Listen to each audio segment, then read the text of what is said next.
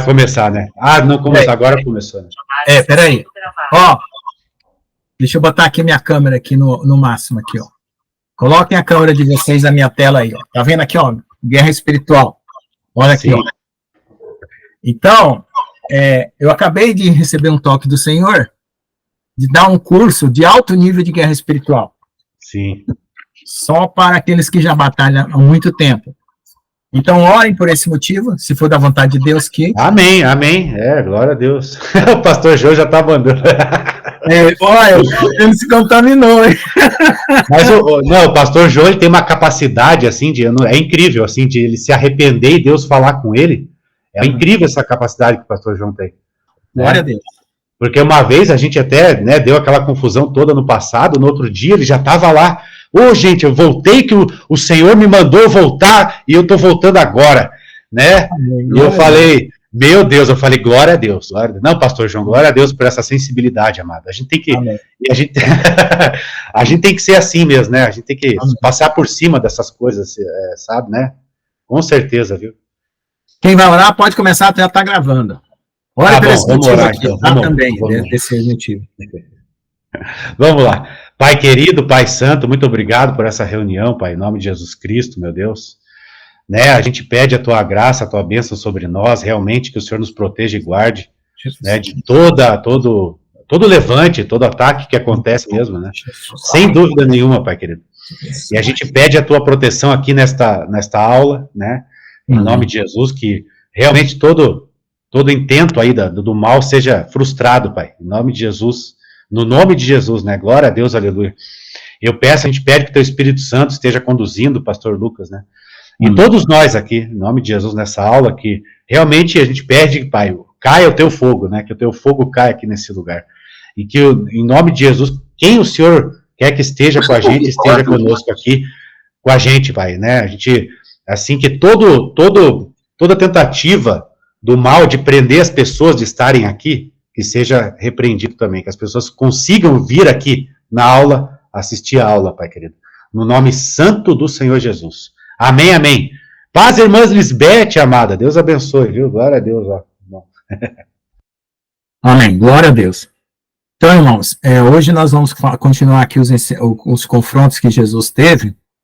Né? Nós já vimos aqui, só para relembrar quem faltou aqui na aula, esse curso aí, quem não está acompanhando, ele está no YouTube. Já estamos na 35ª aula, são aulas de 1 hora, mais ou menos, toda terça e quinta, às 8 da noite. Então, se alguém está pegando o bonde andando, não tem problema, porque o assunto aqui é Jesus. Então, você se atualiza para frente, para trás, a hora que você quiser. Basta você assistir os vídeos e acompanhar nós, tá? Então, as parábolas da festa do casamento foi uma aula bem quente, teve outra aula bem quente também, muita gente participou, e hoje eu vou continuar, me lembre, Senhor Jesus, de continuar a estratégia, de fazer perguntas para vocês, porque a participação foi muito boa. Então o Senhor, ele começou a entrar lá no templo, e fez aquela limpeza dos cambistas, confrontou os fariseus. Então primeiro ele confrontou os fariseus herodianos, né? Aí agora ele vai confrontar os sadoquins, tá? Que são os saduceus, ok? Então nós paramos aqui, né?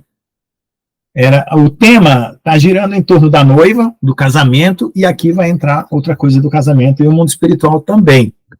Então eu peço ao Senhor Jesus, me dê sabedoria e habilidade do Espírito e as palavras certas para abordar esse tema. Amém. Naquele dia, alguns sadoquins vieram a Yeshua dizendo que não havia ressurreição.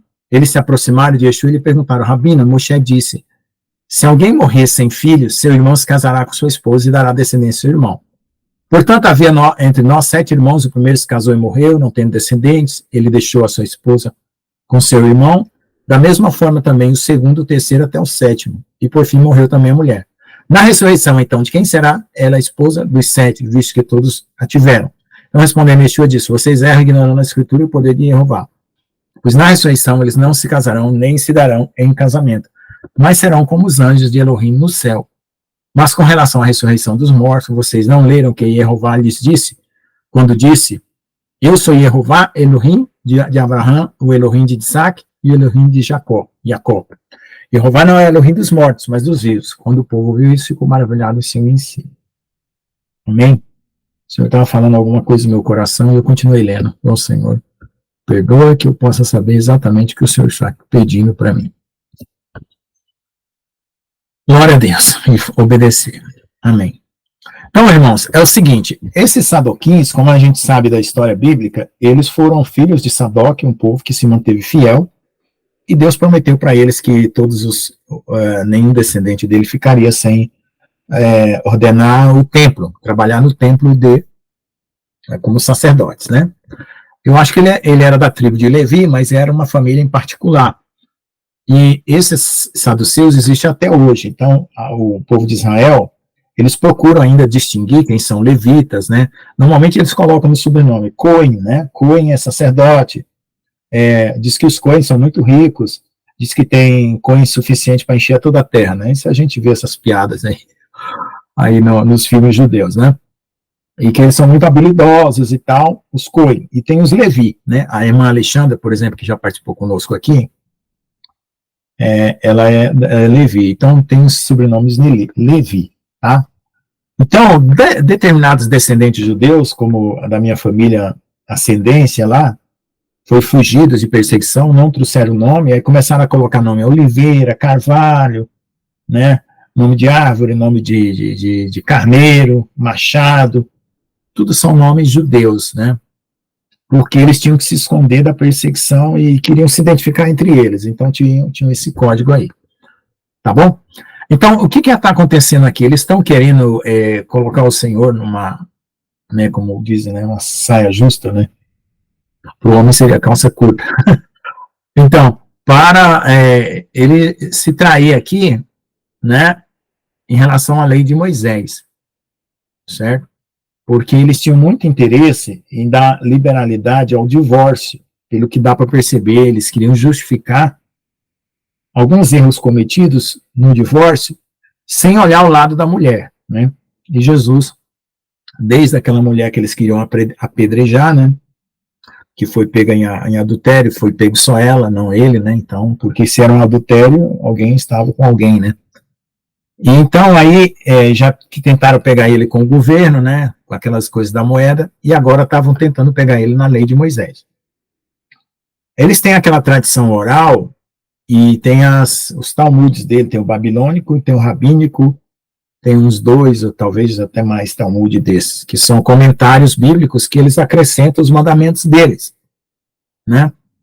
E aí eles estavam aí procurando questionar o Senhor. E o Senhor falou sobre a ressurreição, porque os saduceus, embora sendo sacerdotes, eu acho meio contraditório, esses saduceus dessa época não acreditavam nem em anjos, nem em espíritos, né? E por certeza não acreditava também nessa vida eterna, na ressurreição. Não sei como uma pessoa poderia servir no templo com todo o conhecimento de Deus, né, da Torá, vamos dizer assim, da lei dos profetas, e não pudesse acreditar nisso. Então tem os caraitas, que eles só acreditam naquilo que está escrito exatamente. Eles são muito zelosos da letra, da palavra, né? E tem até o amigo do Michael Rood, que é que descobriu o nome de Deus, a pronúncia verdadeira do nome de Deus, que ele fala que ele é caraíta, só que ele é uma pessoa, assim, angustiada, questionadora, e ele é um pesquisador, e ele tem mestrado lá em tradução, e ele trabalhou na tradução do Mar Vermelho, lá, dos rolos do Mar Morto, né? Rolos do Mar Morto, Mar Vermelho não. E foi ele que trouxe a pronúncia, ressuscitou, vamos dizer assim, através de várias constatações, a pronúncia do nome de Deus, tá? Da forma como nós estamos pronunciando aqui, tá? Bom, então, ele está falando aqui da ressurreição. E nós sabemos, né, que no milênio, porque a igreja, como eu já falei, existem várias categorias de pessoas em vários níveis espirituais. O Senhor falou para os filhos da Eren, que não puderam casar e ter famílias, que no milênio eles vão casar e ter família. Vão ter netos. O pastor João aí, né, tem vontade de ter netos. Então, pessoas vão ter netos. No milênio, já daqui uns, né, em contagem regressiva, 7 anos, né, vamos jogar aí para frente, daqui uns 8 anos para frente, o pastor João vai ter netos, né? E certamente eu, sei lá, Deus é que sabe qual é a condição nossa até lá. Aí o que vai acontecer? Tem aqueles transformados que eles ficarão visitando a Terra como transformados, mas não se apresentando como transformados. E Deus me mostrou isso há muito tempo atrás e eu não entendia. E eu vou até ler aqui em Ezequiel, para vocês terem uma ideia. E vão ter aquelas pessoas que não tiveram chance de vida humana que Satanás roubou, e Deus vai dar essa vida humana terrena por 1000 anos. Então, as pessoas vão morrer depois de 700 anos, né? Aquele que pecar morrerá de 700 anos, está escrito na profecia. E aí tem as condições que vai ter uma última transformação no tribunal do trono branco, que é na segunda morte. Então, pessoas durante o milênio que não foram transformadas vão receber, porque aí, quando entrar lá na Jerusalém Celestial, que é a parte final, e o Senhor Jesus, ele está conquistando o reino para o Pai, ele vai entregar tudo ao Pai, e Paulo fala que Deus será tudo em todos. Então, essa purificação da terra, essa santificação da noiva, esse casamento, tudo isso faz parte de um outro plano maior, que é entregar de volta ao Pai. Certo? Então Deus levantou Jesus como rei sacerdote. É claro que Jesus vai reinar. Às vezes meu raciocínio é mais rápido, minha fala não acompanha. O Jesus vai reinar durante o milênio por toda a eternidade, isso não tem dúvida. Mas essa questão do Pai estar associada à sua criação vai eternizar tudo que foi purificado, santificado, de uma forma superior ainda aquilo que nós vamos ver aqui agora, nesses finais de tempos, e no milênio. Então vai ter outro upgrade, vamos dizer assim. Tá bom? Então, muitas pessoas não entendem essas passagens de Ezequiel, e Deus me mostrou há muito tempo atrás, sobre a questão do templo. Tá? Deixa eu ver se eu acho aqui. Como é que funciona os transformados no milênio, tá? Então lá no milênio, o Senhor Jesus também falou que esse terceiro templo que vai reconstruir aí, talvez vai ser até destruído. Ele vai construir o templo de Ezequiel, que está descrito lá no capítulo de Ezequiel, tá? Quem não conhece o profeta Ezequiel, dá uma lida lá, que fala da reconstrução do templo, do serviço do templo, muito mais ampliado, né? Jerusalém será ampliado o território também, tá? Então, veja só que a Jerusalém Celestial só desce no final do milênio, tá? Então, existe gente dizendo que ela desce antes, não desce antes não. Jesus vai reinar em Jerusalém como rei e vai restaurar a terra, mas a Jerusalém Celestial mesmo só no final do milênio, depois do tribunal do trono branco, capítulo 20 e 21 de Apocalipse. Ok? Então vamos lá. Aqui no capítulo 44, verso 17 até o 19, explica bem essa questão dos transformados. Vamos ver o que vocês entendem aí. E será, Ezequiel 44, 17 e 19. E será que quando entrarem pelas portas do átrio interior, se vestirão com vestes de linho, e não se porá lã sobre eles, quando servirem as portas no átrio interior e dentro. Então, na hora que eles entram dentro do santuário, eles são transformados no corpo justo. Quando eles saem para fora, prestem atenção. Gorros de linho estarão sobre suas cabeças e calções de linho sobre seus lombos, não se cingirão, de modo que lhe venha suor. Não vão produzir nem suor. E saindo eles do átrio exterior, que é onde estão os gentios, que é o povo que está vivendo no milênio, que está para dentro do templo, rodeando todo o templo, certo? Que é o átrio que foi dado aos gentios, despirão suas vestiduras, né, os sacerdotes despirão sua vestidura com que ministraram, e as porão nas suas santas câmaras, e se vestirão outras vestes para que não santifique o povo estando com suas santas vestiduras. Quem que comentou alguma coisa aí? Não, pastor Lucas, é que o Batista mandou um áudio que ele teve um compromisso urgente, por isso que ele saiu. Rápido, ele mandou para mim aqui, eu só avisei. Tá, depois eu mando o link da aula para ele. Vamos ficar tranquilo aí. Tá bom. Certo? Então, essas vestiduras não são as vestiduras tecidas, né, humanamente falando, né? São vestiduras espirituais em que os transformados estarão governando a Terra, percorrerão a Terra, né, e terão acesso, esse duplo acesso dimensional aí, entre céu e terra. Tá bom? Vamos lá. Então, alguns Sadoquim, vamos repetir também, porque agora nós estamos lendo os evangelhos, os 4 em paralelo, tá? Então, alguns Sadoquim vieram a Yeshua, que dizem que não há ressurreição, e perguntaram a ele: mestre, Moshe nos escreveu que se o irmão de alguém morrer e deixar uma esposa, mas não deixar filhos, que seu irmão se case com ela e crie descendência para seu irmão. Deixa eu só fazer esse comentário aqui do Michael Ruda, né? Mateus 22, 23, 1, este era uma seita dos Koanim. Sadoquim não acreditavam na ressurreição, como eu já falei. Essa crença, ou a falta dela, não era compartilhada por todos os Sadoquins, tá? Certo? Aí ele está falando aqui do Deuteronômio 25, 5, 6, né? Deixa eu ver o que ele... Acho que o Michael Ruto colocou aqui, né? 319.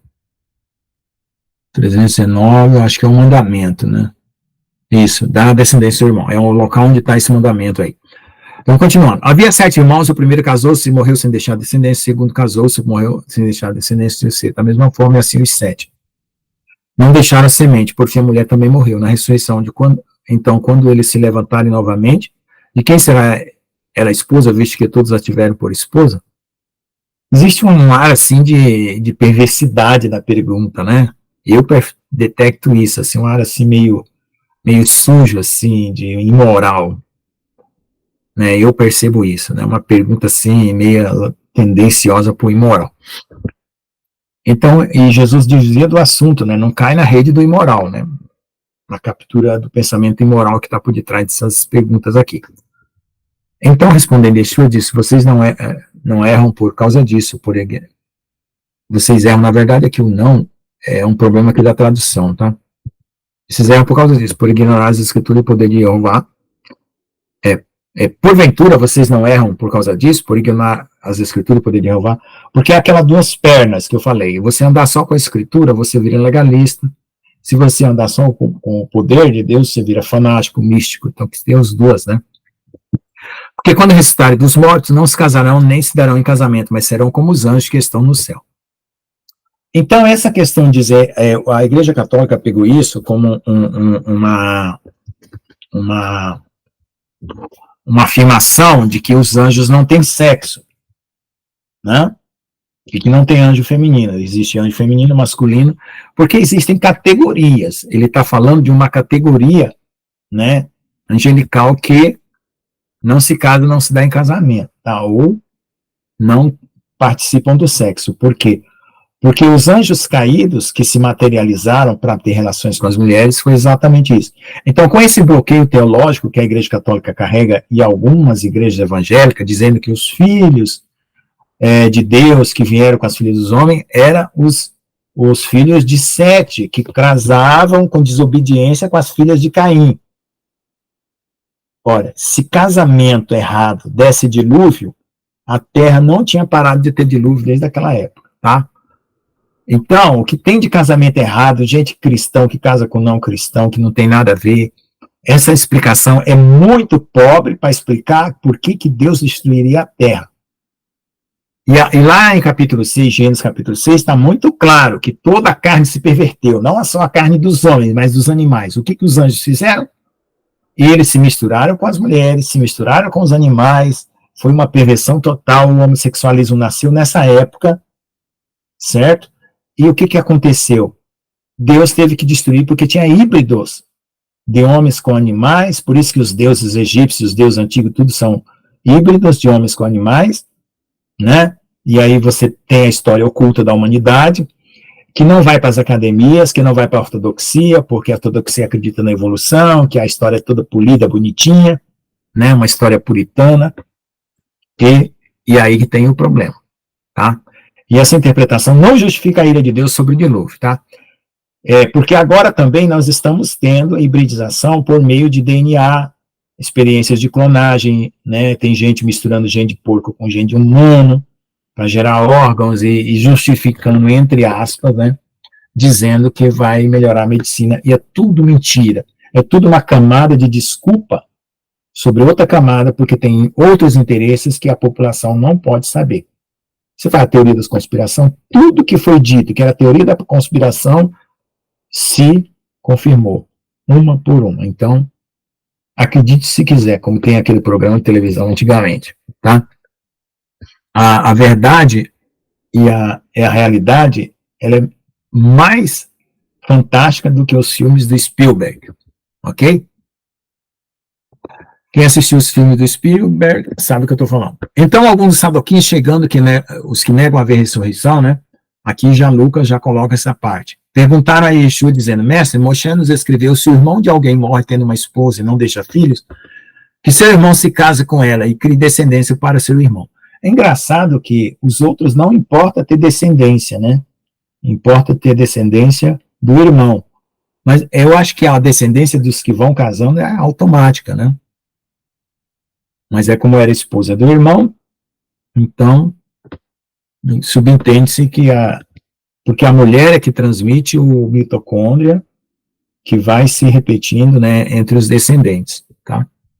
Eram 7 irmãos. O primeiro casou-se, morreu sem filhos. O segundo também morreu sem filho. O terceiro tomou sem 7. Morreu sem deixar descendência. Finalmente, a mulher também morreu na ressurreição. De quem será ela esposa, visto que todos os 7 tiveram esposa? Então, respondendo, disse, os filhos desta era se casam e se dão em casamento, mas quando forem considerados dignos de alcançar aquele século e a ressurreição dos mortos, não se casam, não se dão casamentos, tá? Então, como eu falei, existe uma categoria de pessoas, vai existir categorias humanas transformadas por causa dos galardões, né? Aquele que peca com seu próprio corpo tem problemas, né? Por isso que Deus fala para não cometer pecados no corpo, porque aí tem galardão do corpo, né, que a pessoa não alcança. Então, tem que tomar cuidado com isso. Por que vai existir categorias? E assim como existe categoria dos anjos, tá? Existe uma categoria que eu esqueci de comentar, que os judeus, os católicos acham que todos os anjos são assexuados, mas existe uma categoria que foram aqueles que vieram para se juntar com as mulheres, que são chamados Ishmins, né? Que os judeus, né, os judeus que não usam a tradição católica, mas sim a tradição judaica, sabem disso, tá? São, por exemplo, aqueles que foram lá junto com Jesus, né, se materializaram como homem, comeram como homem, né, se alimentaram. Então, se alimentaram, tinham estômago, e assim por diante. Aí, uma vez eu fui falar isso com o irmão, irmão, você está fazendo uma blasfêmia. Não estou falando uma blasfêmia, estou falando que está escrito, certo? É que a verdade é pesada para religioso, né? Eu fico complicado porque eu fui educado católico, depois evangélico, e agora estou num outro nível. Mas o que me fez de mal, que ainda eu tenho que me limpar de mal, desses ensinos teológicos errados, olha, são verdadeiras feridas e machucaduras, né? Ensino agustiniano, e assim por diante. Porque não bate com a realidade espiritual e você fica confuso. Satanás começa a confundir você, porque você não entende a realidade espiritual e não sabe se defender. Porque eles não podem mais morrer, certo? Vida eterna, visto que eles são iguais aos anjos e são filhos de Elohim, sendo filhos da ressurreição. Mas a respeito da ressurreição dos mortos, até Moshe ensinou na passagem da sarça. Olha só como Jesus ele interpreta a sua própria palavra, porque ele é a palavra de Deus. Quem, em sua condição de raciocínio humano, iria entender que a sarça representa a ressurreição, se não for por revelação espiritual? Uma camada profunda de revelação. Lá, para mim, uma sarça é um fogo lá numa árvore que não queria pegar fogo, mas não queimava de jeito nenhum. Bastava isso. E Jesus está levando lá. Ó. Ele se chama Jeová, Elohim de Abraão, Isaac e Jacó. Aí ele pega o fato da sarça não se consumir, está dizendo assim, ó, o vosso corpo é como aquela árvore. Quando vier o poder de Deus, né, o consumo da árvore, a morte da árvore é a morte terrena. Mas o poder de Deus não permite que aquela árvore se queime. Olha a camada de revelação que está aí por detrás. Aí ele completa que o Deus de Abraão, Isaac e Jacó, que eles estão vivos lá no céu. É outra camada de revelação. Porque depois as pessoas pensam, Abraão e Isaac morreu e tal, não sei o quê, agora eles estão indo na ressurreição, todo mundo vai para a ressurreição. Não. Quem tem Jesus não morre mais. Lamento dizer, e eu falo isso para minha mãe, falo isso para meus irmãos, vocês nunca mais vocês vão morrer. Vocês vão ver o corpo de vocês morto. Mas vocês não vão morrer mais. Tá bom? Pois em Jeová não é Elohim dos mortos, mas dos vivos, porque todos viverão nele. A vida está nele, porque a vida que nós temos agora, essa biológica, é fora dele. Por isso que morre, porque comeu do fruto do bem e do mal, saiu fora. Alguns religiosos responderam e disseram, mestre, disseste bem. Alguém quer fazer um comentário?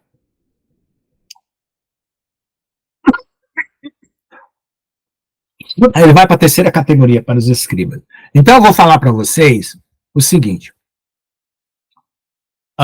Depois que nós comemos do fruto do bem e do mal, nós entramos dentro dessa chamada Matrix, né? Não é como a Matrix do filme. Quem assistiu o filme Matrix, põe a mãozinha aí para cima, para me ficar sabendo, que eu vou falar de um assunto. Pilates levantou a mão para o João.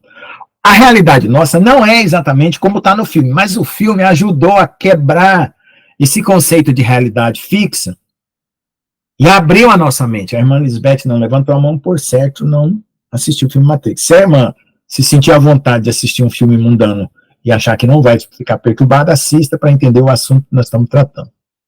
Mas se não, não precisa. Vamos entender espiritualmente mesmo. Então, quando nós entramos nesse... Pode falar, pastor Jones. Amém. Não, é interessante mesmo, né, pastor Lucas, porque até as mitologias mais antigas, elas concordam em tudo, né? Assim, comparado aos continentes, né? As histórias são as mesmas, né? São as mesmas, e concorda até com a Bíblia, né? Tem até a ver com tudo, assim, é bem interessante essa questão que o senhor falou como é que é, da teoria da conspiração lá, essas coisas todas que tem se mostrado uma coisa verdadeira, né? Com certeza. Sim. Mas é porque a história, a gente agora, a humanidade está se despertando, percebendo que nós estamos sendo controlados há milênios por sociedades secretas, por pessoas grandes e poderosas que controlam a economia e o poder no planeta, a ciência, o conhecimento, as notícias, o jornal e todo o conhecimento da raça humana. E até da história, por isso que eles fazem reset, destrói, começa tudo de novo para o povo esquecer. Esse negócio daquelas picadinhas lá, matou muita gente idosa, muita gente que conhecia a realidade anterior à Segunda Guerra Mundial, que não vai passar por essa novidade para esse povo aí. Eu não vivi a Segunda Guerra Mundial, minha mãe era criança. Então, muitos idosos aí não vão. Quando eles reescreverem-se, porque eles não vão ter essa oportunidade, em nome do Senhor Jesus, mas se fosse ter, de reescrever a história, da forma deles, o povo ia acreditar que aquilo é verdade. Como hoje quem faz um curso de história, acha que está aprendendo a verdade, não está. Eu ia fazer um curso de história, depois que eu descobri que era tudo porcaiada de mentira, eu falei, não vou perder meu tempo, voltar para a universidade e fazer isso. Então, tá bom demais. O único curso meu tá ótimo. Vamos lá. Então, eu vou fazer um comentário aqui sobre essa questão da Matrix, né? Por que nós estamos aqui neste mundo? Me ajude, Senhor Jesus, a não fazer nada fora da tua vontade, da tua palavra. Então, quando você vai num show de mágica, o mágico te ilude, não ilude? Você acredita que aquilo que ele fez realmente está acontecendo. Existe um poder espiritual que está junto com o mágico, porque minha avó falava, quando eu era criança, que existe o truque e a magia. O truque é quando você usa de um mecanismo, um artifício mecânico, para criar uma ilusão, né? Mas um certo nível de magia começa a mexer com o mundo espiritual. E eles começam a invocar demônios para manter aquele poder cada vez mais aprimorado, né? E iludir uma plateia gigante. Então, eu fico pensando o seguinte, quantos de nós acreditamos em magia, né? E as magias, elas vêm pelas notícias, vêm pelas ideias, e vêm pelo show de mágica também. E vêm pela bruxaria, propriamente, né? Então, veja só. Então, isso significa... Espera só um pouquinho, só terminar o raciocínio aqui, pastor João. Significa que essa realidade, ela é muito manipulada pelo mal. E nós precisamos de Jesus para ele rasgar essa cortina da nossa mente, do nosso coração, e eu estou falando isso em todos os níveis, tá? Para nós realmente entendermos o que é a realidade dessa queda que nos trouxe para esse mundo da forma como nós vivemos hoje, no pecado. Pode falar.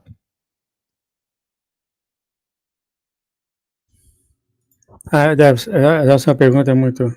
Eu só queria ter entendimento da diferença entre magia, bruxaria, feitiçaria. É tudo uma coisa só, pastor? Não. Eu vou explicar a diferença dos três. Fetiche, feitiçaria, é quando alguém usa de um encantamento sentimental, emocional, para atrair alguém. Então, por exemplo, uma mulher que joga uma sedução de uma roupa, de um perfume, e aí o homem fica atraído, chama fetiche. E leva a pessoa à imaginação. Então, tem gente que tem fetiches sexuais, que são imaginações sexuais inspiradas pelo maligno, que ficam com aquele desejo de cumprir. Certo? Como se fosse um... Mas o que acontece é o seguinte, agora vamos colocar os pontos e as vírgulas no lugar certo. Diante do casamento, o homem e a mulher têm liberdade, né? Eles têm liberdade, só que eu estou falando de fetiches criados para que os homens caiam no adultério. Entendeu? O encantamento e a beleza da mulher foi feita para encantar e embelezar o homem mesmo, o corpo, a fala, o gesto, tudo. Isso Deus fez para isso não é pecado, mas é o homem com a sua própria mulher. Só que Satanás usa disso para o fetiche, né, que chama a feticheira, que é só que aí o pessoal não sabia pronunciar feiticeira. Withdraw, sei lá, em inglês, né? Tem até uma seriada antigamente, da década de 60, a feiticeira, em inglês, pastor João, como que pronuncia? Witch has the feiticeira. Isso. Então, witchcraft, será? Feitiçaria? Witch não sei o que. Então, aí aquele cara naquela série foi encantado por aquela mulher e casou com ela, sendo que ela não era humana, ela era feiticeira de um outro planeta e tal, assim por diante. Existe a bruxaria. O que é a bruxaria? A bruxaria é quando você pega um objeto e manipula ele para afetar alguém, tipo, por exemplo, o voodoo, certo? Ou quando você dá um líquido para alguém beber, ou alguma comida para alguém beber, enfeitiçado. Isso é bruxaria, entendeu? Já a bruxaria trabalha no nível do corpo e da mente. A feitiçaria trabalha no nível da alma e dos sentimentos. Existe a magia. Então, a magia é quando você manipula elementos da natureza para iludir as pessoas, né? Produzir fogo, produzir água, produzir serpentes e coisas desse tipo, entendeu? São essas três categorias de coisas. Vamos lá. Então, vejam bem, Deus precisa, por que nós precisamos? O arrependimento não é uma palavra muito mal utilizada, né? Hoje eu estava no banheiro, tomando banho, e o Senhor me mostrando isso. Essa palavra, assim, arrependimento de pecados pontuais, que ela não faz parte de uma verdadeira conversão profunda, porque o que é conversão? Você está indo numa estrada, aí você converte e volta para trás, né? Arrepender-se é parar e voltar, né? Parar e voltar. Então, é virar totalmente direção. Quando você vira direção, a única coisa que você não pode fazer é voltar para trás, que é abandonar o Senhor. Por isso que o pastor João fala assim, né? Aqueles que continuam no Senhor, mesmo com seus pecados, vai para frente, né? Porque nós estamos nessa condição humana, os pecados vão coexistir conosco, né? Por enquanto não tivermos a natureza incorruptível. Mas então, o que acontece? Eu acredito até, irmãos, agora é minha opinião, tá? Que a coroa da incorruptibilidade não vai ser para todos. Então, tem pessoas que ainda vão cometer erros. Porque são galardões, tem coroa de graça, coroa de alegria, coroa de salvação, coroa de justiça e coroa de incorruptibilidade. Deve ter umas 5 a 7 coroas, coroa da alegria. Então, eu vejo que a incorruptibilidade é uma coroa de alto nível. Então, veja o que acontece. Quando você se converte, você mudou de direção. Você estava indo para o inferno, agora você vai para o céu. Não significa que você não vai pecar, você vai pecar. Então, o que é o verdadeiro arrepender-se? É parar, chorar, clamar e virar a direção. Pronto.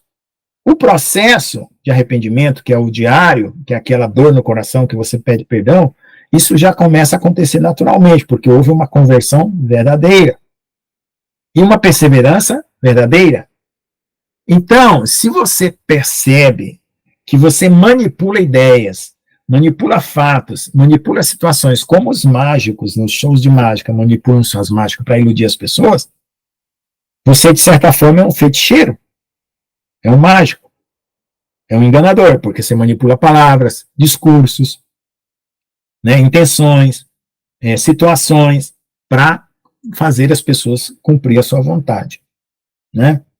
A gente vê isso nas empresas, a gente vê isso nos locais de trabalho e às vezes na família. Pessoas usando do seu poder de liderança para manipular outras pessoas para que elas sigam, não sejam naturalmente livres, mas sim sejam manipuladas por uma ideia. Então, cada família tem uma espécie de feitiço envolvendo aquela família, que são os espíritos familiares que mantêm aquelas pessoas presas em determinadas situações repetitivas. Por exemplo, tem família de pessoas que bebem, que o pai bebe, o filho bebe, o neto bebe, o bisneto bebe, né? E vícios que acompanham aquelas famílias, idolatrias e assim por diante.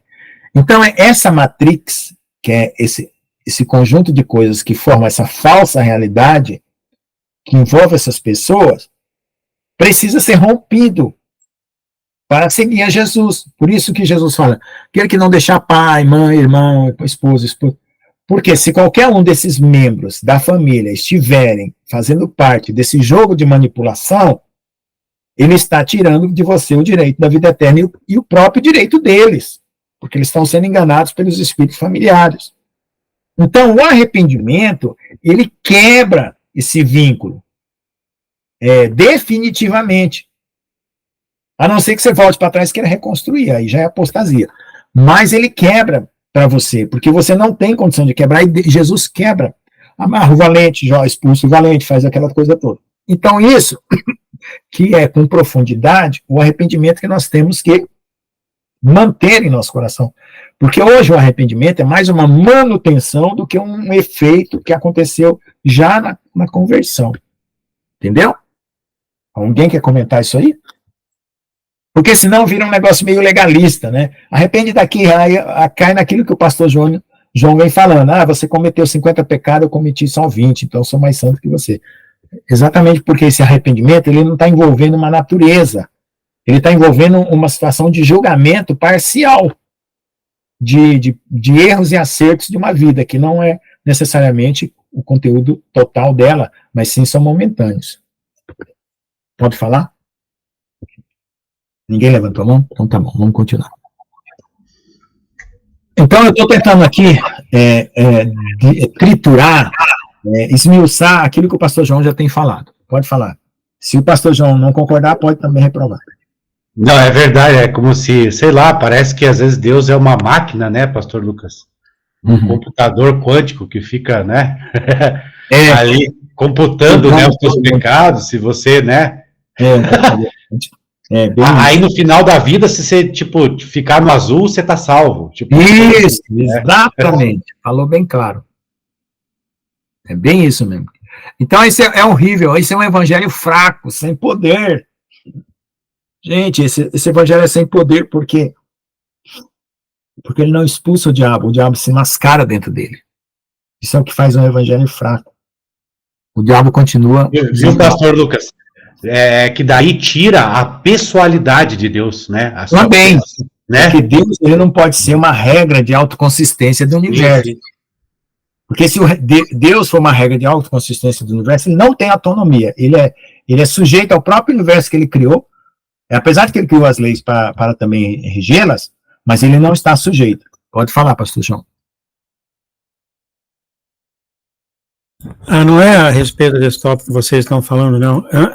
Antes do senhor passar a página, eu vi na segunda linha que está mencionando mestre, eu olhei aqui embaixo dizendo que é doutor ou intérprete da lei. Isso. É isso que significa quando falar você é mestre porque você é doutor de interpretação da lei, é isso? A lei está envolvida nisso também? Exatamente, isso é verdade. Isso aí já é o comentário, né? é o comentário 320 lá de cima, tá ótimo. Podemos, e o 321 que dá o que nós estamos entrando agora. Depois tem o 322 e a gente vamos lá entrar nesse comentário aí. Vamos lá, então? Mais alguma coisa? Então tá. Em torno dos escribas, agora Jesus está atacando os escribas. Então ele atacou os fariseus, os saduceus, agora os escribas. Mateus 22, 34, 40, Marcos 12, 28, 34, Lucas 20, 40. Então, irmãos, hoje, dentro da igreja, existe para saduceus, fariseus e escribas, tá? E é espíritos. Por quê? Porque, naturalmente, as pessoas se compõem dessas coisas, mesmo que elas não sejam assim. Apenas elas estão sendo enganadas. Satanás consegue criar um vínculo de raciocínio, de sentimento, de pensamento, que leva uma doutrina dentro de uma igreja a essas situações, e aí todo mundo acaba concordando, e a igreja fica morta espiritualmente, porque esses espíritos não são o Espírito Santo. Não é o Espírito Santo. Não é o Espírito Santo. Então os bruxinhos, ouvindo que Yeshua havia silenciado os saduquins, se reuniram. Ó, tá vendo? Dá uma revanche aqui. Um dos sofrins, 321, já vamos, que é o intérprete da lei, né? Que era especialista na Torá, perguntou a Yeshua para tentar. Mestre, qual o mandamento mais importante da Torá? Porque é a questão do mandamento. Por quê? Porque é uma ordem, e você cumpre uma ordem mecanicamente, como um robô que recebe um comando. Yeshua disse a ele, amarás e Jeová de teu Elohim de toda a tua mente, toda a tua vida, todas as tuas forças. Então, veja só, se eu estou dando um mandamento que para cumprir eu tenho que exceder a minha natureza, então não pode ser uma simples regra. Porque ela excede a minha natureza. Quem é que pode amar de toda a mente, de toda a alma e com todas as forças? De si mesmo? Ninguém. Só pelo próprio Espírito de Deus que nos capacita para isso. Quando eu fui receber o Espírito Santo, eu falei para Jesus duas coisas. Falei, Senhor, eu sou muito perigoso. Eu sou que nem aquele ladrão que quando a polícia pega, bota uma algema nele e outro no policial, para não sair. Eu quero uma algema entre mim e ti. Segunda coisa, eu sou muito fraco e covarde. Eu sou capaz de negar o teu nome. Então me dê um poder que eu não negue o teu nome. Eu me lembro muito bem do Senhor Jesus, muito mais do que eu fiz essas duas orações. Até tivemos uma disputa dentro da congregação cristã, porque eu estava indo numa outra igreja, e eles achavam que a outra igreja não salvava, que era só eles. Eu falei, vamos botar o joelho no chão, e eu quero que o Espírito Santo desça aqui e prove para mim que a outra igreja não salva. Se você descer agora e provar, eu não vou mais na outra igreja. Eles arregaram, caíram fora. Ah, não, irmão, não é bem assim. Depois eu fui entendendo o problema ministerial que tinha lá dentro. Certo? Yeshua disse a ele, amarás a Jeová todo o coração e mente. Este é o primeiro e mais importante mandamento. Em segundo, é o semelhante, amarás o teu próximo como a ti mesmo. Toda a Torá e os escritos profetas dependem desses dois mandamentos. Então Jesus respondeu, né? Vamos ver aqui o comentário. Meus irmãos, eu não estou atacando a religião, a fé de ninguém, aí se tem alguém da congregação de qualquer outra igreja. Só estou dizendo o seguinte, todas as igrejas têm os seus problemas. E cada um tem que perceber o que está vivendo dentro da sua igreja e procurar se curar, para não ficar doente. Né? Porque também todas elas têm coisas boas que trazem a salvação e a edificação das pessoas. Tá bom? Só fazendo essa ressalva aí. Então, eu mesmo vim da congregação antes de passar, né, para algumas igrejas tradicionais aí. Deuteronômio 6,5, a palavra coração, quer dizer, que é levav em hebraico, em um contexto bíblico está associada à fonte dos pensamentos do homem, a mente.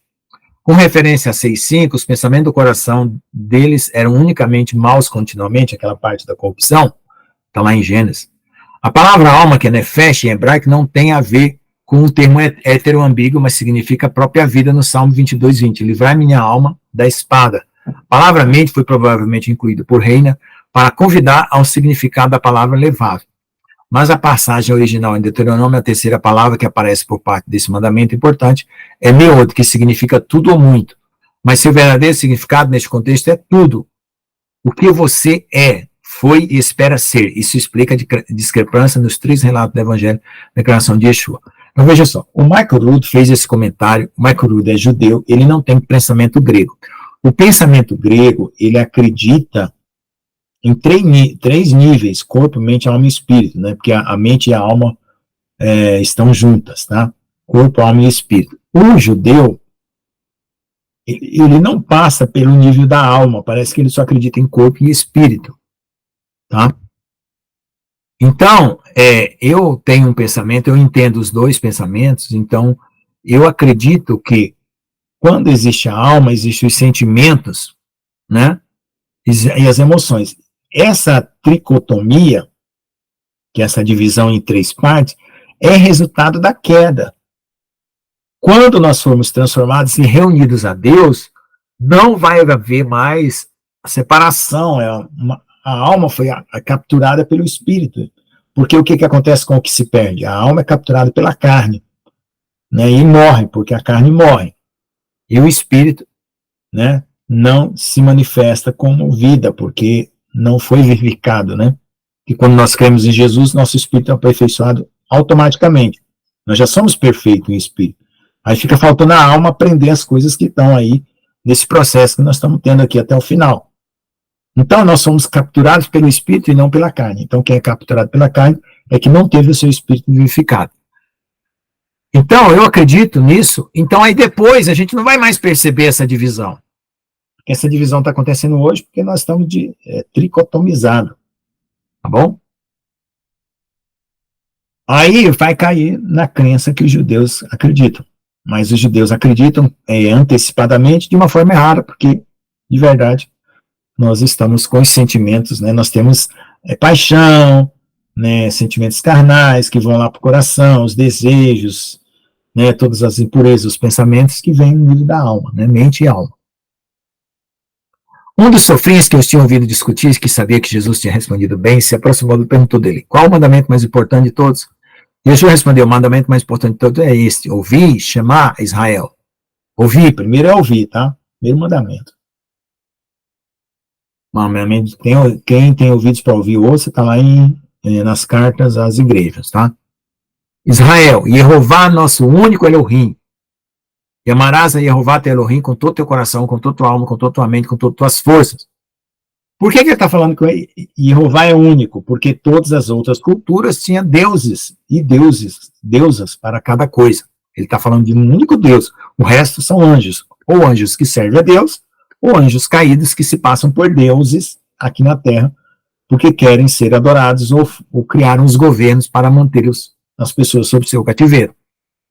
Esse é o mandamento mais importante. E o segundo é amarás o teu próximo como a ti mesmo. O amarás o teu próximo está em Levítico, tá? É uma síntese que Jesus fez do Velho Testamento utilizando o decálogo de Moisés e uma passagem de Levítico. Aquelas regras lá do boi, do passarinho, várias regras que mostram o amor ao próximo. Não há outro mandamento maior que esses. Então, o Sofer disse a ele: bem, mestre, você realmente disse a verdade, claro. Ai, meu Deus. Dá dó e pena, né? Mas tudo bem. E que Elohim não há um outro Deus além dele. 324. Depois eu leio o comentário. E amá-lo de todo o coração, de todo o seu entendimento, de toda a alma e de todas as suas forças. E amar o seu próximo como a si mesmo. É mais que todos os holocaustos e sacrifícios. Eu não sei se esse cara aqui, ele ouviu aquele discurso que Jesus falou: eu sou o caminho, a verdade e a vida. Então, quem crê em mim, né? Quem vê a mim, vê ao Pai. Então, o cara está falando que ele disse a verdade, né? Jesus não diria outra coisa senão a verdade. Yeshua, então, vendo que ele havia respondido sabiamente, disse: você não está longe do reino de Jeová. É porque você entendeu as duas sínteses maiores do Velho Testamento. E ninguém se atreveu a perguntar mais nada. Quer dizer, Jesus ainda deu uma colher de chá para ele, né? Ele veio para tentar Jesus. E Jesus: você não está longe não, cara. Se esforça mais, você chega lá. E eles não ousaram perguntar mais nada a ele. Yeshua examina líderes religiosos. Eles são incapazes de responder a pergunta mais profunda. 12º dia, primeiro mês, 4028, segunda-feira, 26 de abril, do ano 28 da nossa era, semana 63, faltam 7 semanas para Jesus terminar o ministério, dia 436. Marcos 12, 35 a 37, Lucas 20, 41, 44, Mateus 22, 41, 46. Yeshua ensinando no templo, ele continua no templo, tá? Depois daquele sábado, que os católicos chamam de Domingos de Ramos, mas ele entrou lá no sábado, ele começou a ensinar no templo, né? Limpou lá os cambistas e começou a ensinar. Como os sofrim dizem que Messias é o filho de Davi, pois o próprio Davi disse por meio do Ruach Kodesh: Jeová disse a Adonai, que é meu Senhor, né? Adonai, o Adoni, né? Sente-se à minha direita até que ponha os teus inimigos por estrado dos teus pés. próprio Davi chama Messias de Adônio. Senhor, como então é seu filho? Então ele lhes disse, como vocês dizem que o Messias é filho de Davi, pois o próprio... Aí aqui já a parte de Marcos e de Lucas, que é uma grande pergunta, né? Profunda. Jeová disse a Adônio, meu senhor, sente-se à minha direita e que ponha os teus inimigos por estrado dos teus pés. Portanto, se Davi chama ele de senhor, como então é seu filho? Então aqui está as referências de onde foi tirado isso aí, e vamos à discussão do texto. E estando os portinhos juntos, Yeshua perguntou, dizendo, o que vocês pensam do Messias, de quem é filho? Disseram de Davi. Disseram a ele, pois então, como Davi no Espírito, né, porque foi escrito o Salmo pelo Espírito, e chamou Adônio, meu senhor, dizendo, Jeová disse a Adônio, meu senhor, sente-se à minha direita, põe os teus inimigos por estrado dos teus pés. Gente, então por quê? Vamos mergulhar nas palavras, é que eu gosto da metafísica das palavras, deixar já, espera um pouquinho. Eu gosto da metafísica das palavras, mergulhar dentro da realidade das palavras. O pastor João mergulha no coração de Deus, e eu vou na realidade das palavras, né? Ainda não cheguei no coração de Deus, mas pretendo chegar, glória a Deus. Vamos lá. Então, ora, se Deus criou os céus e a terra, Deus criou o céu e a terra por meio de Jesus, que é o seu filho, que é a palavra. Como é que ele tem inimigos? Então, esses inimigos foram criados antes da fundação do mundo, nos céus, né? Satanás e seus anjos. E eles estão aqui na terra e são os inimigos de Deus. E estão se manifestando aos homens. Então, o Messias, que é um ungido, aquele que foi levantado para reinar sobre a criação de Deus, é isso que quer dizer ungido de Deus, está aqui como descendente de Davi para combater contra esses inimigos que também se materializam como homens que se juntam a esses espíritos. Pode falar, pastor. Amém, amém. É que eu vou precisar sair, pastor Lucas. Tá. E daí viu, pastor João? O Espírito Santo de Deus ele falou para mim, né? E mandou eu falar. Claro. Que o senhor, pastor João, foi usado por Deus para matar um pouquinho mais do meu ego. Amém. Amém? Glória. Foi o Espírito Santo, hein? Tá bom? Amém. Então, glória a Deus, né? Mas eu queria matar o ego do pastor Lucas, deu errado, então. Então, o pastor João foi usado por Deus para matar. Mais resistente. Pastor João foi usado por Deus para matar mais um pouquinho do meu ego. Glória a Deus, né?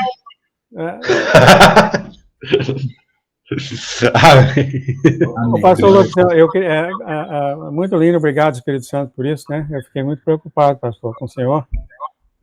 Fiquei muito triste no sentimento, né? Mas, bom, pastor Lucas, quando o senhor falou que o inimigo foi criado, ao meu ver, meu querido, Deus não cria mal, não, tá, mas ele não cria inimigo. Eu diria que a palavra certa seria transformado, né? Houve essa transformação, né? Não, ele foi criado perfeito, mas ele tinha uma capacidade de escolha que alterou a sua própria natureza, né? Sim, eu acho que para os novos que vão ouvir esse vídeo, eles podem tentar entender que Deus criou o inimigo. Mal, não, claro que não. Só queria falar isso, Deus não faz isso, não, viu? Não, claro, obviamente, eu concordo com você totalmente. Eu só quis dizer que hoje o que o inimigo é como estado atual, anteriormente ele foi perfeito e se corrompeu, né? E o problema não foi só esse, além dele escolher, ele se manteve, ele não quis voltar. Foi uma situação bem complicada, né? Bom. Instruindo os discípulos e a multidão no templo. 12º dia, 1º mês, 4028, segunda-feira, 26 de abril, 28. Senhor, ajuda-me aqui. Semana 63, dia 436, Marco 12, 37, 40, Lucas 20, 45, 47. Então, irmãos, só fazendo um comentário aí, isso que o pastor João falou. Jesus falou que Satanás é homicida desde o princípio, né? O homem tem o poder de tirar a sua própria vida. Certo? O homem pega uma faca, pega uma arma e tira a sua própria vida. Então, nesse sentido, o homem se torna um homicida de si mesmo. Então, quem Satanás matou antes de construir o céu e a terra? Eu respondo da seguinte maneira: ele matou a si mesmo, porque ele tinha todo um dom perfeito dado por Deus para aquilo que ele tinha sido criado. E ele, por uma ambição pessoal dele, ou uma projeção daquilo que ele devia guardar a criação de Deus, de não cair, ele era um guardião, ele devia guardar, é como uma pessoa que guarda a fronteira de um país, de evitar o tráfico. Ao invés de evitar, ele passou a traficar. Pra vocês entenderem qual era o papel de Satanás no princípio da criação. Ele era rei e sacerdote também. Existia uma conjuntura celestial que ele tomava conta, como anjo, como perfeito, como querubim da guarda, para eles guardar, querubim da guarda. E ele rompeu com isso.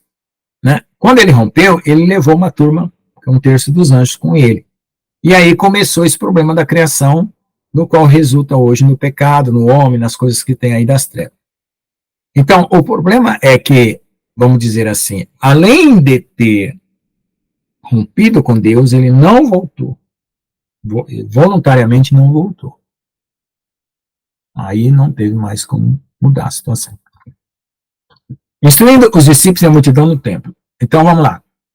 Marcos 12, 37 a 40, Lucas 20, 45. E uma grande multidão do povo ouviu de bom grado e dizia: ensinado sua doutrina. Acautelai-vos do sofrim que gostam de andar de manto comprido e adoram saudações na praça e as primeiras cadeiras nas sinagogas. E os primeiros assentos nas ceias, que devoram as casas das viúvas. Olha lá. Sexo com as viúvas, tá? Com o pretexto de fazerem longas orações. Chega lá, ó, vou fazer uma grande oração aqui para você. Passa mais de meia hora.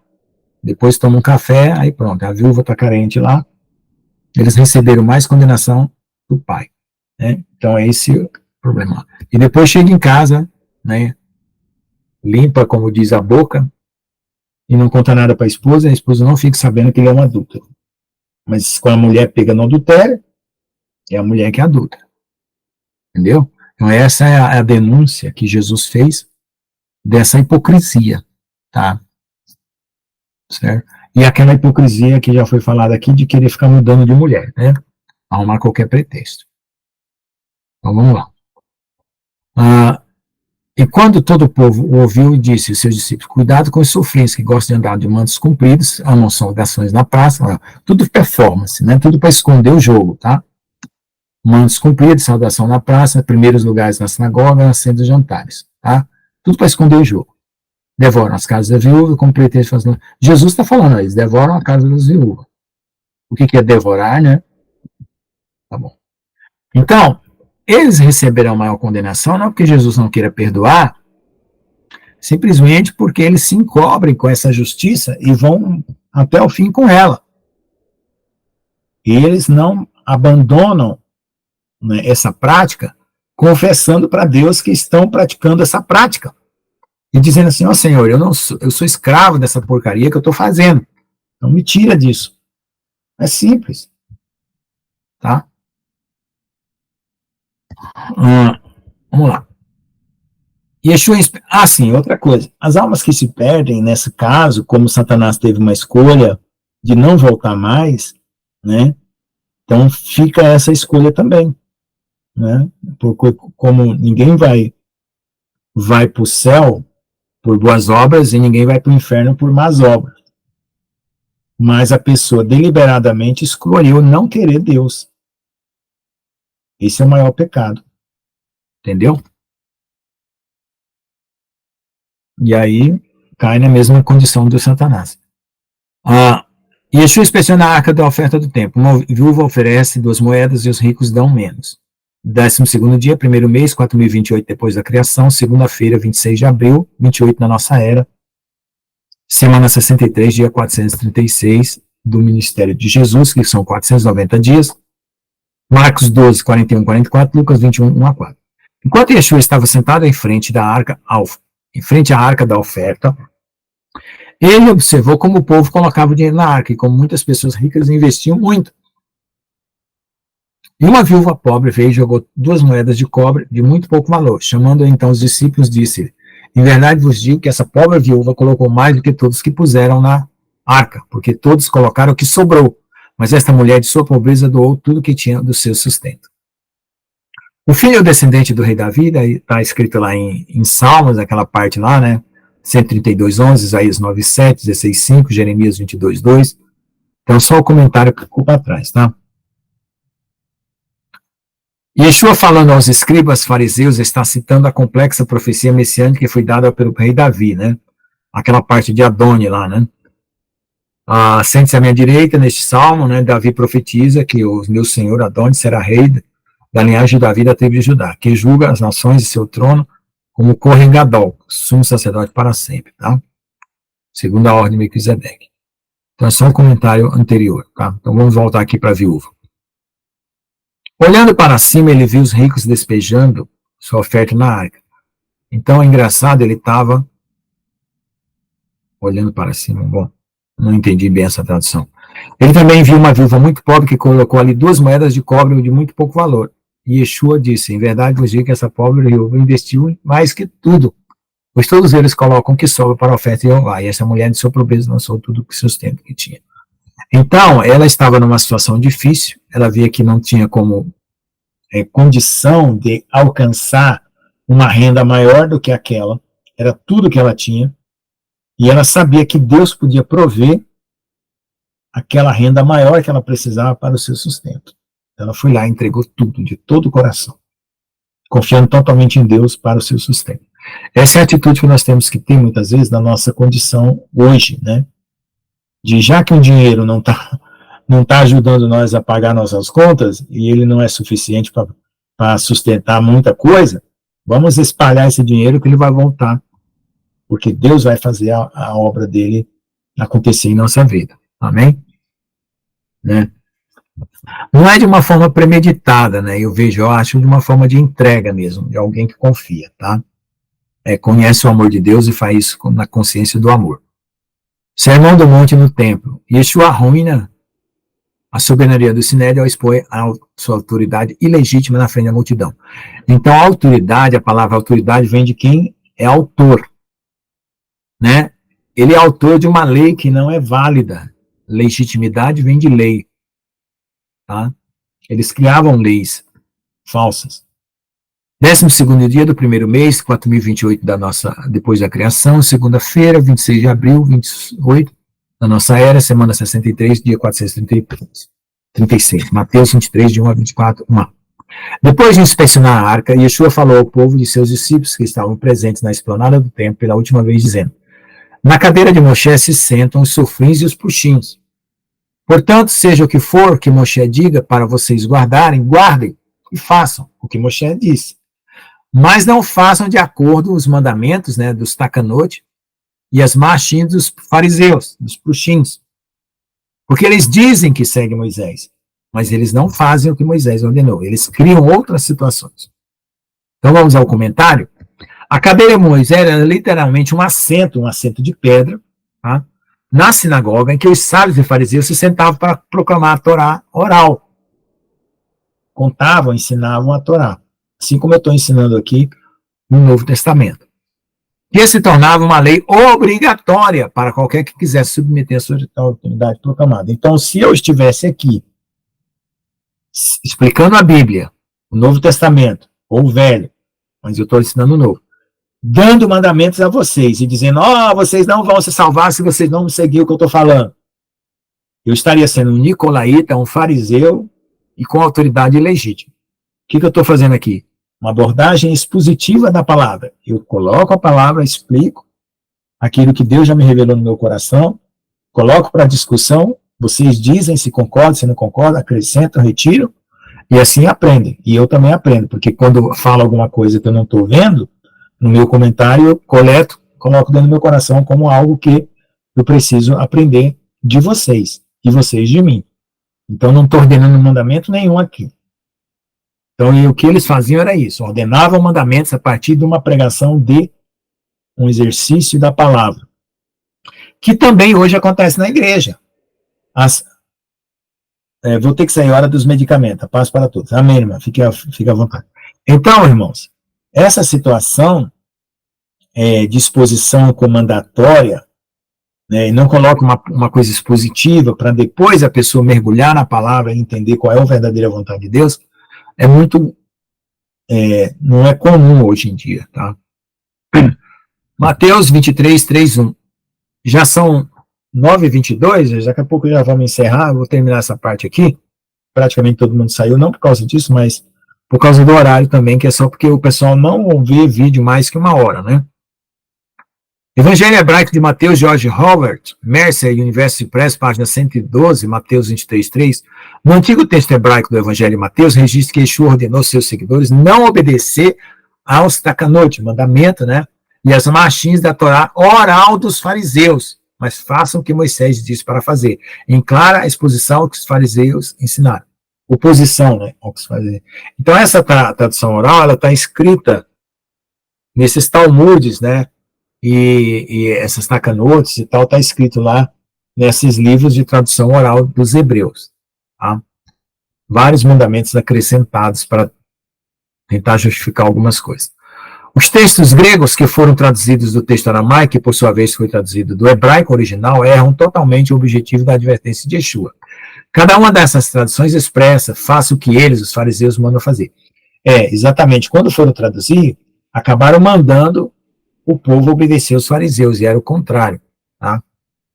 Contudo, nos textos hebraicos do Evangelho de Mateus, a diferença entre obedecer o que ele, Yomer, diz para fazer, e o que eles, Yomru, dizem que fazer, é apenas um golpe simples de uma caneta de um escriba. Então, eu falo Yomer, que era o Moisés, referência a Moisés, Yomru, que era referência aos fariseus. Então, houve um erro aí, né? E aí, as pessoas acabaram acreditando que tinham que obedecer os fariseus. No texto hebraico original, não há a letra Vav no final da palavra Yomer. E sem o Vav não há a palavra Omru. Os estudiosos do hebraico que trabalham com textos antigos entendem como os tradutores do aramaico e do grego podem ter facilmente perdido aquele pequeno traço e seu significado profundo, especialmente quando a teologia dos tradutores pode ter predeterminado como deveria transmitir o texto. Então, houve uma influência de uma ideia preconcebida. Traduzir o texto como se houvesse um vav no final da palavra pode parecer uma diferença superficial pequena, muito pequena. No entanto, a ausência daquele pequeno traço da pena é a diferença entre ser obediente aos mandamentos do Altíssimo, os quais nenhum homem tem autoridade de adicionar ou diminuir, conforme Deuteronômio 4:2 e 12:32, e viver sob um sistema religioso criado, né, pelo homem, que por sua própria natureza viola os mandamentos que foram dados no Monte Sinai. A enciclopédia judaica define takanot como regras promulgadas pelos fariseus que mudam ou negam a lei bíblica. Por outro lado, os massins são as ações dos rabinos que servem de precedente para estabelecer um comportamento justo, né? Aquela tal da jurisprudência, né? O cara fez assim e todo mundo quer fazer igual. E Yeshua, de forma clara e intencionalmente, ordenou aos seus discípulos: não sigam os takanotes e os massins dos fariseus. Este mesmo assunto foi declarado por Yeshua no dia das trombetas e ofendeu os fariseus. Esse evento nós já vimos, né? Evento 108, Mateus 15, de 1 a 20, Marcos 7, de 1 a 23. A tal ponto que eles ameaçaram matá-lo se ele aparecesse em Jerusalém para a festa de Sucote em 2 semanas, que também já vimos, João 7:1. Portanto, nesta época de proliferação de sistemas religiosos, podemos perguntar àqueles que se dizem seguidores de Jesus, do Messias: que parte do não siga as takanotes, os massins, vocês não entenderam, né? Yeshua violava abertamente as regras dos fariseus sempre que tinha oportunidade. E é por isso que eles começaram a fazer planos para matá-lo durante o Shavuot, que é a festa do Pentecostes. Quando ele curou um homem, imediatamente ordenou que transgredisse o eruv, que é aquela lei de não poder andar muito no sábado, levantando sua cama no Shabat e levando embora. Se perdermos aquele pequeno traço da escrita, que faz a diferença entre seguir a Moisés e seguir o sistema religioso fariseu, perdemos todo o ensino do ministério do Messias. Ele veio para declarar a verdade que liberta o homem da escravidão da religião, qualquer que seja a religião criada pelo homem no planeta. Na tradução de George Howard, do hebraico Mateus, ele adiciona a palavra eles, entre colchetes, quando no texto hebraico expressa claramente Yomar, ele. Tá? Quando ele chama rabino, né? Vamos ver aqui. Porque amarram cargas pesadas, difíceis de suportar e colocam sobre os ombros dos homens. Mas eles nem mesmo querem movê-los com o dedo. Antes, eles fazem todas as suas obras para serem vistos pelos homens. Pois eles alargam seu tefilim, né, e estendem o tishot do seu talit. Talit tem uma manta, tishot São aquelas franjinhas que tem lá, né? E os tefilins, acho que é o que cobre a cabeça. E eles adoram os primeiros lugares nos jantares e os primeiros lugares na sinagoga, as saudações nas praças. E os homens os chamam de Rabi, Rabi, que é meu mestre, né? Mas vocês não queirais que o chamem de Rabi, porque um é o seu rabino, que é Jesus. E vocês todos são irmãos. E ninguém na terra chame de pai, porque um é o vosso pai que estás nos céus. Não sejam chamados mestres, porque um é o vosso mestre, o Messias. Aí, pastor João, respondeu a sua pergunta, se eu quero ser chamado de mestre ou não. Aquele que é maior de vocês, seja seu servo, pois todo aquele que se exalta será humilhado, e quem se humilha, servindo aos outros, será exaltado. Mas ai de vocês, sofrins e puxins, hipócritas, porque fecham o reino dos céus aos homens, porque vocês nem entram, nem permitem que entrem os que estão entrando. Então eles sabiam muitos segredos, e eles encobriam esses segredos, impedindo eles de entrar e os demais. Ai de vocês, sofrins e puxins, hipócritas, porque devorais as casas das viúvas, com pretexto de fazer longas orações, por isso vocês receberão maior condenação.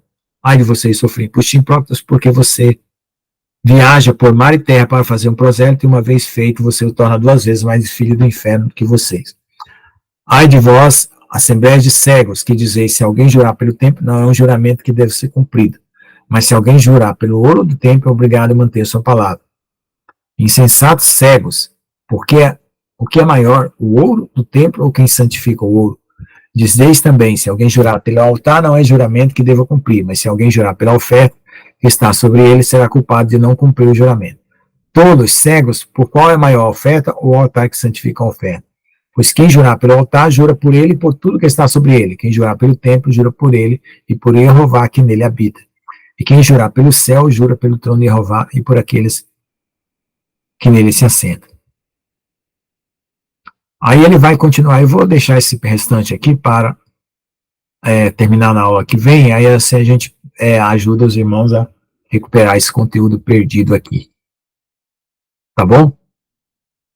Então, vamos orar então, pastor João, para nós agradecer. Vamos. No meu entendimento daquele mestre, querido, ele é mestre dos mestres, não é que você está se pondo no cargo dele. Assim como nós somos reis e sacerdotes, e ele é o quê? Ele é rei dos reis, mas ele vive dentro de você, tá, mano? Amém, ele amém. vive dentro de você. Então não é errado não, tá, querido? Tá bom, obrigado. Vamos orar então. Meu Senhor, meu Pai amado, muito obrigado por estar aqui. Nosso querido pastor Lucas, que tem dedicado a vida dele ao Senhor. Desde muito tempo, Senhor, ele tem estudado o Senhor, estudado tuas palavras, entender os seus, o jeito do Senhor andar, o jeito do Senhor, as suas maneiras. Amém, Senhor. Amém. Para serem expressadas em palavras, serem expressadas para serem ensinadas, Senhor. Sendo que isso é uma coisa infinitamente difícil, pois não há limite ao Senhor. Mas o Senhor tem levantado alguns de seus filhos, e não são todos, para que tenham esse cargo de pregar o Senhor, de ensinar o Senhor num nível mais educativo. É difícil isso, Senhor, e o Senhor tem dado claramente essa bênção. Sobre o pastor Lucas, desde o nascimento dele, o Senhor vem treinando ele em todos esses caminhos. Amém. Realmente que ele possa experimentar a vida de um professor. Amém, Senhor. O Senhor não fez isso em vão. O tempo vai chegar a hora que sim, ele vai ser um professor que vai ensinar a todos nós, os teus caminhos de maneira educativa, de maneira profunda, através de suas palavras, não caem por terra. Amém, Senhor. Muito obrigado por trazer o pastor Lucas aqui para nós. É realmente uma grande bênção, uma grande honra estar aqui com ele nessa caminhada nossa. Uma grande honra ter ele no nosso meio, ouvindo os ensinamentos que o Senhor faz através dele. Amém. Muito grande honra nossa, Pai. Muito obrigado por isso. Pedimos que o Senhor continuasse a derramar sobre ele a maneira de como o Senhor é, o jeito como o Senhor pensa, através de palavras, através de estudos, para que a gente possa aprender a conhecer o Senhor em formas práticas, em formas práticas, Senhor, porque há muita teoria no mundo, Senhor, há muita teoria explicando quem o Senhor é, e zero prática. Ninguém entende as teorias, Senhor. Ninguém entende, as pessoas falam, Deus é amor, mas ninguém sabe o que é isso, Senhor. Então, muito obrigado por ter colocado no coração do pastor Lucas para poder ensinar para nós o que essas coisas significam, esses grandes mistérios escondidos na igreja por tantos anos, Senhor. Muito obrigado pela tua presença. Eu sinto o capacete, a salvação na minha cabeça agora, representando que o Senhor está aqui entre nós. Muito obrigado, Senhor. Muito obrigado. Tudo isso que o Senhor tem feito por essa igreja, enriquecendo essa noiva com grande sabedoria, com grande entendimento, Senhor. Muito obrigado por isso, Pai. E pedimos, Pai, que com o cargo vem responsabilidade, e com o cargo vem contabilidade também, porque o inimigo odeia isso, e ele vai querer atacar o pastor através de pensamentos, através de frustração, através de coisas desse tipo que o inimigo faz isso, esses sussurros em nossos ouvidos.